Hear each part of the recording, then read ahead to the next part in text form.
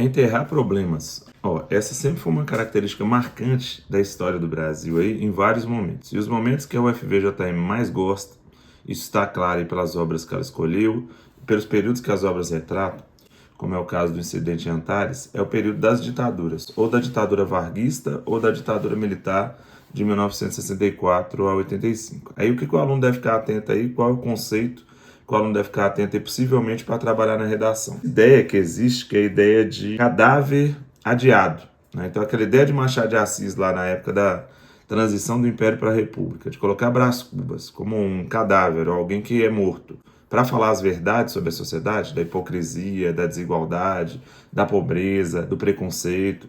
E essa estratégia também é usada em Incidente em Antares. E como eu já coloquei aqui no canal, vale a pena vocês dar uma olhada aí, essa ideia de recuperar a memória e de não esquecer, de lembrar. E esse processo de seleção que existe nos períodos de ditadura, de matar a memória, essa é uma marca da prova da UFVJM e certamente estará presente de alguma forma na redação. E os silenciados que mais preocupam a UFVJM, de maneira bem evidente, é mulher e mulher negra. Então vocês devem ficar bastante atentos a isso, para que vocês consigam mostrar essas memórias, né, ou essas características, essas lembranças que a ditadura militar quis esquecer.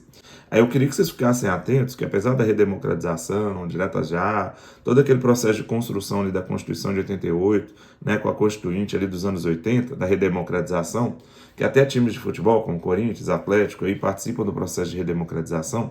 Apesar de tudo isso, mulheres, negros, índios e de todas essas participações e da Constituição ser chamada de cidadã, é só que a Comissão Nacional da Verdade, já no século XXI, sobretudo depois ali de 2011, é que os crimes cometidos pela ditadura militar, que eram protegidos pela Lei de Anistia de 1979, que também existiu uma Lei de Anistia em 1945, que é o perdão a crimes políticos, é que eles ficam mais evidentes. Né? Já se imaginava pelos historiadores que eles existiam, mas eles ficam muito mais evidentes e se tornam públicos. É o caso do Vladimir Herzog, é o caso da própria família Rubens Paiva, que vai resultar no livro Ainda Estou Aqui, depois no filme Ainda Estou Aqui, com a Eunice Paiva, que é uma mulher, inclusive, protagonista de todo aquele processo de tentativa de ter a oportunidade, pelo menos, de saber sobre seu marido, né? E aí, esse drama da família dos Paiva, que é retratado pelo Marcelo Rubens Paiva no livro, é muito importante de lembrar, né? O próprio Marcelo Rubens Paiva gosta de lembrar, até da sua própria tragédia de que deixou ele tetraplégico. Então, ele gosta de lembrar disso no Feliz Ano Velho. Então é bom vocês lembrarem dessa característica, que com a Comissão Nacional da Verdade ela ficou muito mais presente. Aí é bom dar uma olhada no vídeo aí do Agente Secreto e dar uma olhada no vídeo aí do incidente em Antares para trabalhar com esse primeiro ponto que eu queria destacar. Um segundo ponto que eu queria destacar, da precarização do trabalho. Né? Várias obras literárias aí trabalham com essa questão da precarização do trabalho. E como o Brasil tem vulnerabilidades sociais muito evidentes desde o período colonial, como a desigualdade e a pobreza, esses grupos acabam se transformando em grupos marginais. O próprio processo de urbanização do Brasil mostra isso. Esses grupos marginais eles acabam sendo esquecidos, né, não sendo lembrados e acabam ficando em situações de trabalho extremamente precário, que ora teve a ver com a própria escravidão do Brasil, né, que só em 1888 ela acabou, mas o trabalho precário ele continuou existindo, inclusive com os próprios imigrantes, e principalmente o trabalho precário da mulher. Né? Se a discussão é de jornada de trabalho 7/0, 6/1, né, se existe essa discussão da redução da jornada de trabalho, que também remonta aos anos 30, 40, quando teve a CLT, a consolidação das leis trabalhistas, e a própria Constituição de 1934, que era trabalhista, as mulheres ficam numa situação difícil, porque apesar das lutas feministas e femininas pela questão do voto, pela questão da própria igualdade na situação de trabalho, a mulher no Brasil ela ainda fica bastante por preconceito vinculada a aspectos privados. Então ela tem que cuidar do lar, né? Ela tem que, pela sociedade capitalista, apresentar padrões de beleza e ainda tem que trabalhar.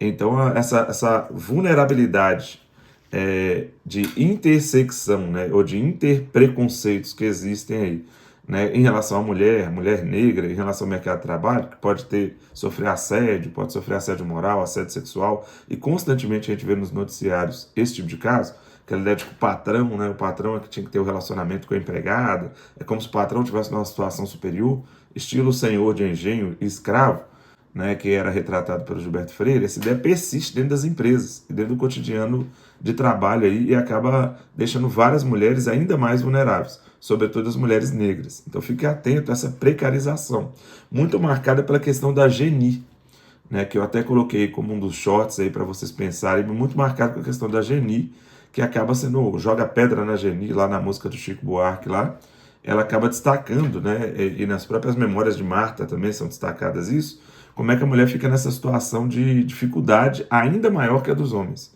principalmente se for mulher de grupos marginalizados ou mulheres negras. Aí o filme que eu peço para vocês assistirem, vale a pena ainda assistir, é O Que Horas Ela Volta, com a Regina Casé, porque vai acabar mostrando essa questão, né? E uma outra personagem interessante, uma atriz interessante, é a própria Thaís Araújo, que na novela das Empreguetes versus Patroetes, lá na Cheia de Charme, ela apresentava-se como uma mulher que queria se destacar, era até uma empregada doméstica, e depois vai tentar se destacar vinculada à arte, né? Assim como acontece com uma outra mulher que ela gosta muito, que é a Alcione, que vai se destacar pela arte. Então ela tenta isso na novela lá das Cheias de Charme, né? Que é uma novela clássica aí da interatividade, né? Todo mundo deve estar lembrado até das músicas aí. E ela também faz isso no Medida Provisória, com a personagem Capitu. Ela peculiarmente é chamada de Capitu. E aí a Thaís Araújo também mostra essa característica na ficção. Seria uma ilustração interessante. Para além da ilustração, que é um caso marcante e factual, a gente tem aí a carne mais barata do mercado é a carne negra, e eu diria que é a carne negra principalmente da mulher, né? E aí a Elza Soares cantando essa música é de um impacto muito grande, e a própria Elza Soares também sempre lutou por essa visibilidade da mulher, principalmente em relação à precarização das relações de trabalho.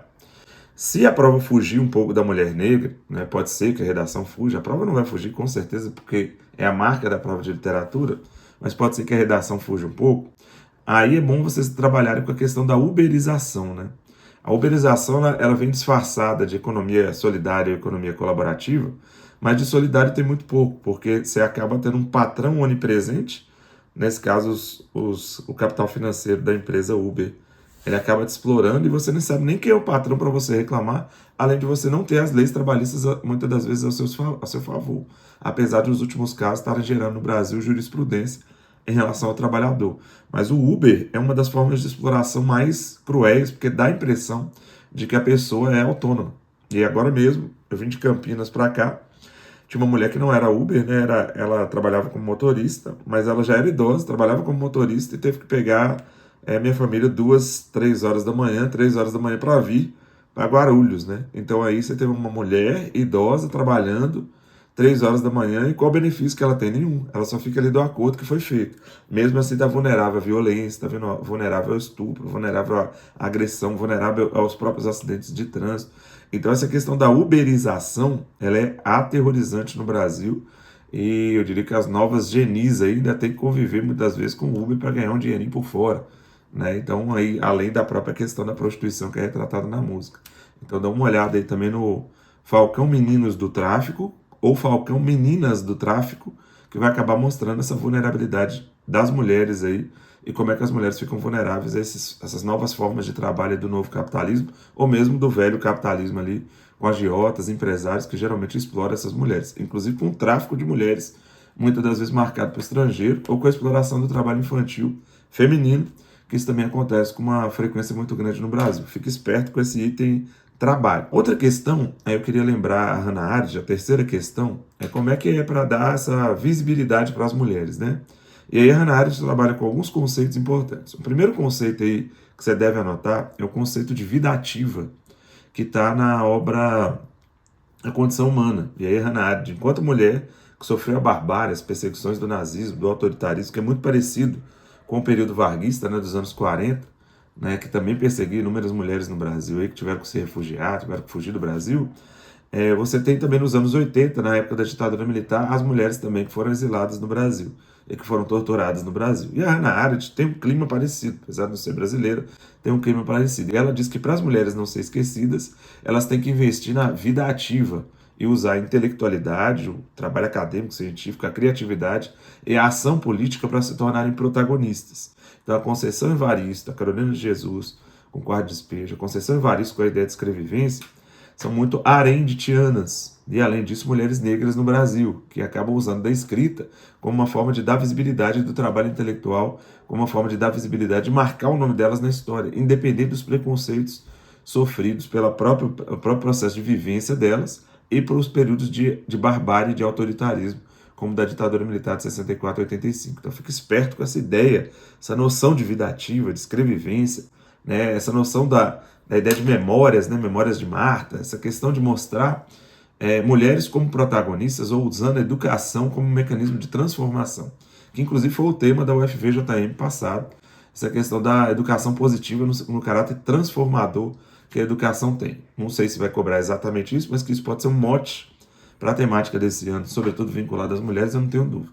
E lembrar também que a Hannah Arendt, ainda sobre trabalho, ela trabalha com a perspectiva de labor, no mesmo livro A Condição Humana, que seria um trabalho que você realiza para sobreviver, como por exemplo plantar e colher, que muitas vezes esse trabalho do labor fica a cargo das mulheres. E ela trabalha também com a noção de trabalho, que neste caso seria o trabalho ativo e intelectual, que também muitas vezes fica com o trabalho da mulher numa dupla ou tripla jornada, né, que é o trabalho intelectual ali, que seria o trabalho acadêmico, que eu sempre indico para minhas alunas, mais até do que para os alunos, para investir na área de pesquisa e desenvolvimento de ciência, que pode ser que elas conquistem uma autonomia e conquistem a marcação do seu nome na história aí, independente dos preconceitos que elas vão sofrer na sociedade machista, sexista, patriarcal, que é a sociedade brasileira desde o período colonial. Então, fique atento com esses conceitos. É lógico que você não precisa carregar, por exemplo, esses conceitos numa carta. Se for uma carta aberta, por exemplo, aí a estética vai ser mais importante do que essa ideia muito aprofundada desses conceitos, mas saber sobre eles é muito importante para você conduzir a organização do seu texto. Lembrando que no final aqui da aula, não sai da aula não, que vocês vão ter aí uma estrutura de carta aberta para você resolver sua vida na prova da UFVJM nessa revisão, e ainda vão ter inspirado na Geni um artigo de opinião, né, que pode ser, né, que mais uma vez aí eu consiga, se Deus quiser, acertar aí as temáticas que passam pela redação, e mais do que eu acertar, você acertar seu texto e conseguir tirar uma nota boa para ser aprovado, sempre concentrado nos elementos de coerência e de coesão. A questão da globesidade, né? Se a gente teve aí nos anos 80 o processo de McDonaldização do mundo e uma sociedade do espetáculo, que essa sociedade do espetáculo é muito baseada pela americanização, principalmente no Brasil, e aí essa aceleração do capitalismo, né, que é discutida pelo Richard Sennett, sociólogo importante que trabalha com a corrosão do caráter, ou discutida pelo próprio George Simmel, que também é um sociólogo importante da escola de Frankfurt, que trabalha com essa questão da aceleração e os problemas de saúde mental que vão gerando, as pessoas comem muito, né? E aí as pessoas comem a unha, comem lanche, comem pizza, Coca-Cola, e aí essa geração Coca-Cola criou uma geração de obesos.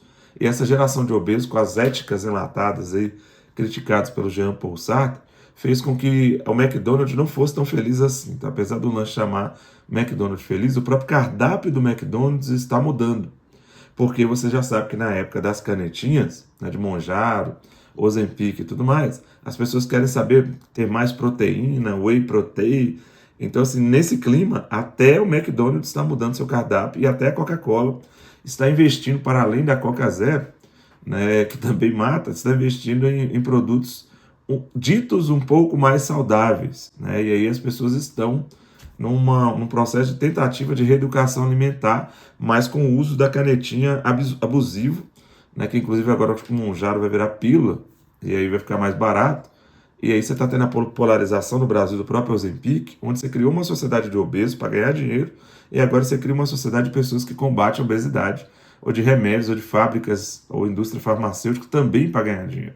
Então a lógica da americanização ela permanece, uma engordando você, a outra tentando te emagrecer, mas a ideia de americanização, que é colocada pelo Canclin, né, ele fala que não existe globalização no mundo, o que existe é americanização, e se tiver globalização a gente chama de globesidade, que é o mundo, né, obeso, então nós temos um mundo redondo, literalmente, e é bom ficar atento, e eu acabo fazendo parte dele, e estou no processo das canetinhas em tentativa de reeducação alimentar, que não é fácil.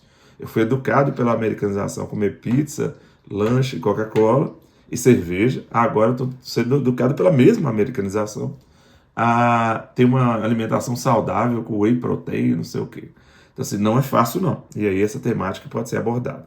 E o último ponto, não menos importante, né, que vocês devem ficar bem ligados nisso aí, é a questão associada ao meio ambiente. né? Então, além de destruição de florestas, destruição da Amazônia, que a própria novela do Pantanal, a própria novela Pantanal pode ajudar, com o mito do Velho do Rio, que é bom você ficar atento ao mito do Velho do Rio, o Brasil sempre foi protagonista de grandes eventos internacionais, né, de defesa do meio ambiente. Eco 92, onde tem um discurso da Seven Suzuki, que é uma mulher, uma criança, que organiza, né, que participa de ONGs para a defesa do meio ambiente, um discurso bem legal, criticando as empresas, criticando o Estado ali como responsáveis pela essa crise ambiental do mundo.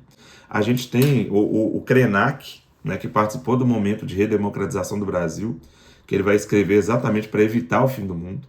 Então, como diria o Milton Santos, o homem tem que retomar a sua ética da natureza ou redescobrir a natureza e se relacionar melhor com a natureza. Se isso não acontecer, a gente tem os dias contados para o fim do mundo. Então, essa ideia de destruição ambiental, de cidade hostil, né, que é bastante discutida pela Agenda 2030, nos seus Objetivos de Desenvolvimento Sustentável, e também pela própria COP30, Rio+20, essa ideia está muito em evidência.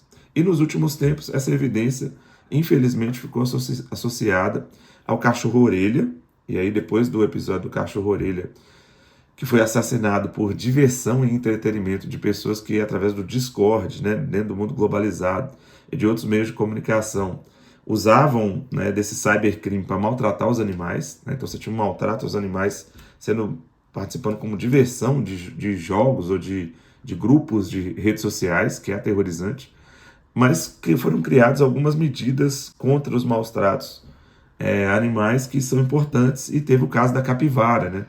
Eu estava até com minha família lá caminhando, né, por Campinas, né, no parque, e tinha lá a capivara com os filhotinhos ali tentando harmonizar com os seres humanos, mas os próprios seres humanos querendo muito mais tirar foto, entre eles até eu ali, do que proteger a própria capivara. E teve um episódio de março no Brasil, no Rio de Janeiro, em que também a capivara foi agredida aí com chutes, né, por jovens aí, ditos até acadêmicos aí, que quase matam a capivara. E essa capivara bombou no TikTok, com as pessoas usando a capivara, né? Então existe um uso da pobreza, né, como uma forma de você ganhar likes.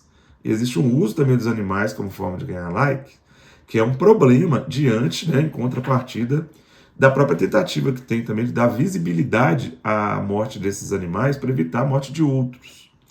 E na contramão desses problemas aí, que são claros, infelizmente, no Brasil, cachorro-orelha, o caso da capivara no Rio de Janeiro e dos maus tratos contra animais, é bom lembrar também que algumas cidades, a própria Campinas, que estavam destruindo lá à beira de um rio, com a construção de prédios, né?